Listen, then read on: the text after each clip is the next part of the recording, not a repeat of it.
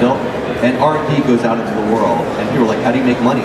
The way we make money is we have a community that supports this idea of open source, and they love these machines that they can play with that are not locked down. So there's a big trend. It first started with robotics when you have a machine that can make anything. Of course, you're going to build a robot, you're going to build this machine better. But then other people start picking up on this technology. I think these are called von Neumann machines if they go wrong, right? They sort of well, we are starting the robot uprising, and I am building a robot army. Robot army. But what's really cool about this is like all different communities pop up around this. So first was makers, maker fair, people want to make things. Jewelry designers, they print things in plastic, but then they discovered that they can do lost wax casting, lost ABS casting.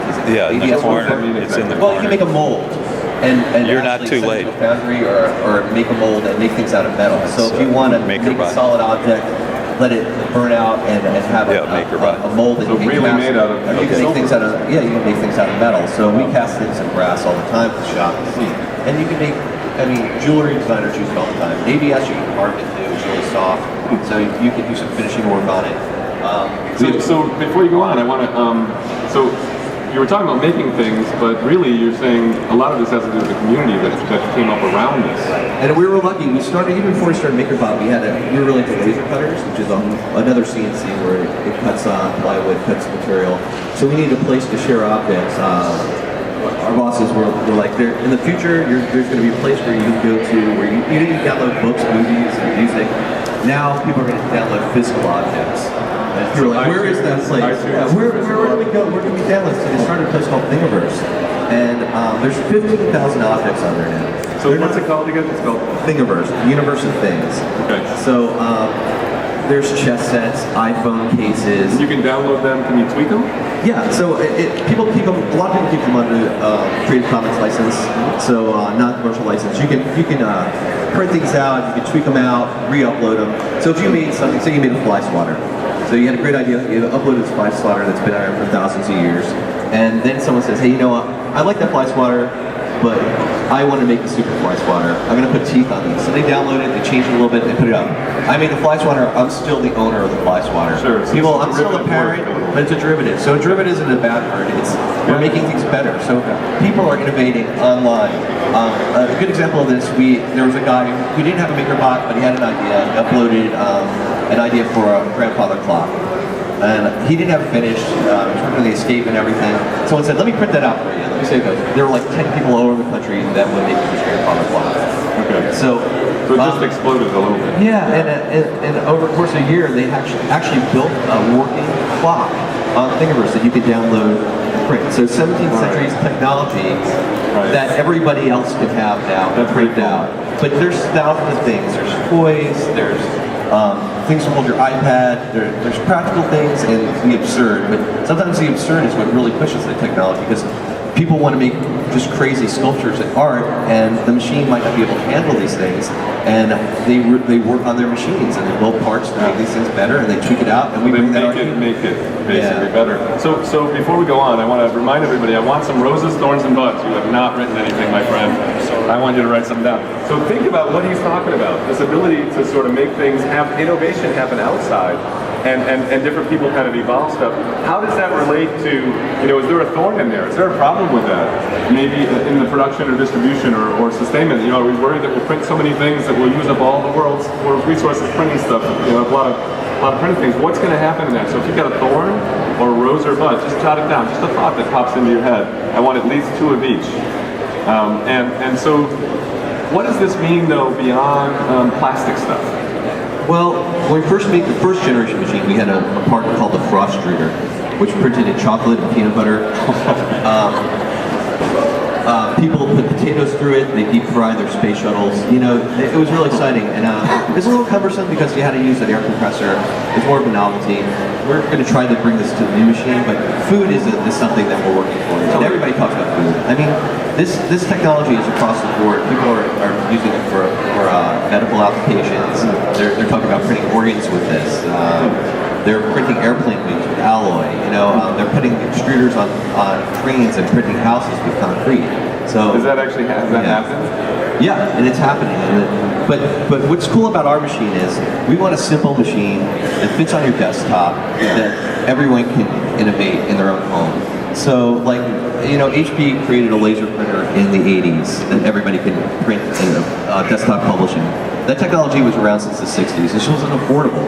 Right now, you can have a machine that's affordable. I mean, the plastic costs $42 a kilogram. So that's 2.2 pounds of objects for $42. So I had a test. When we came back from CES, everybody was like, well, how much stuff is that? I can't wrap my head around that. I said, it's cool.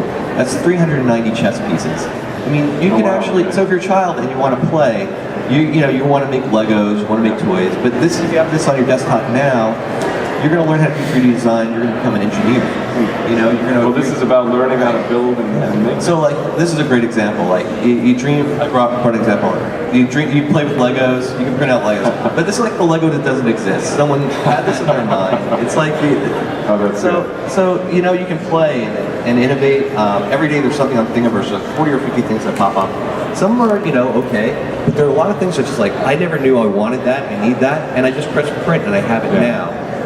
So it's really exciting to share, they can describe them, they can give instructions. So I want to ask a few questions about the circle here while everyone's kind of taking down some roses, thorns, or buds. So we've talked a lot about sort of producing, right? And it's this community thing going on. And distribution, it sounds like you're doing open source and you can download stuff from Thingiverse. Using and enjoying, obviously they're making stuff for that. What about the sustainment part? Like what do you see in the, like if this becomes wildly... Well, the future of this is actually PLA. We can print it. PLA is biodegradable materials made in corn. Okay. So we sell both plastics. Yeah. Everybody's excited about PLA because it's just a cooler looking material. It's like translucent. Our community really likes LEDs, so they drop lights in it. It comes in all different colors. It actually performs a lot better when you print because it doesn't shrink as much as ABS, so it keeps its shape. So you don't need to use as much energy as well because you don't need to heat up the platform as much. So it's recyclable. Yeah, it's plant food. You bury it, and so that's what we're pushing towards. I'm more excited about the food aspect because when I mention people about chocolate, you know, that's really cool. Yeah, I want to print like Snap, Crackle, Crunch, Crispy things. Yeah, it's like you play with your Legos and you eat them. You know, it's like. So how do you see this even affecting distribution? Oh, well, even better. So say if you're a company like GE that produces stoves for the past, 50 years. They have this stove that you have a knob that you can't find.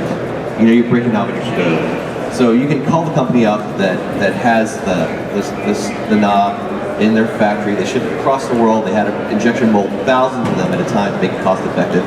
But maybe they ship like a few hundred a year for stoves that break. And they just sit there in a warehouse. They have to have a guy who picks up the phone.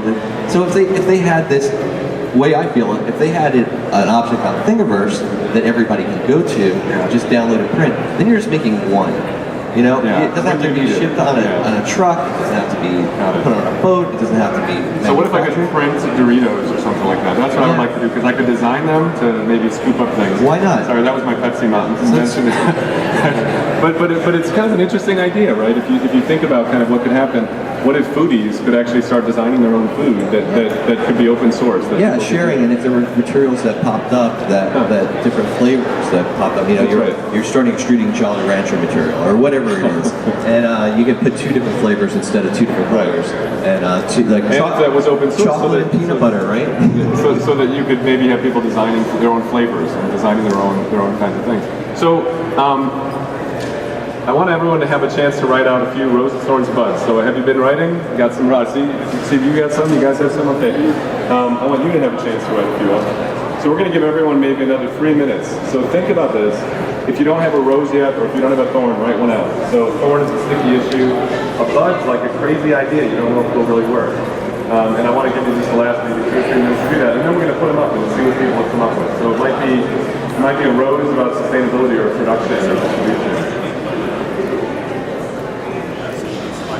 So for those of you who just joined us a little later,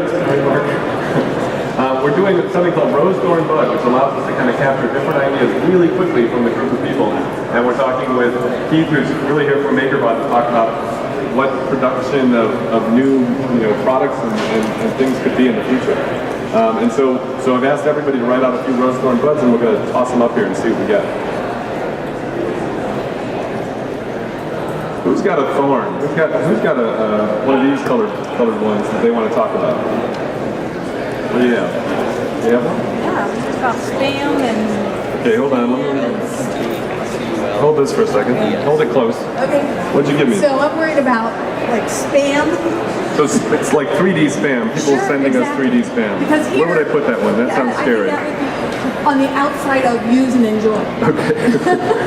Like, because that stuff overload, all that. Yeah. Someone keeps printing out things on my printer. Right. So 3D spam. And if that's food, spam takes on a new meaning, putting the wrong kinds of things together.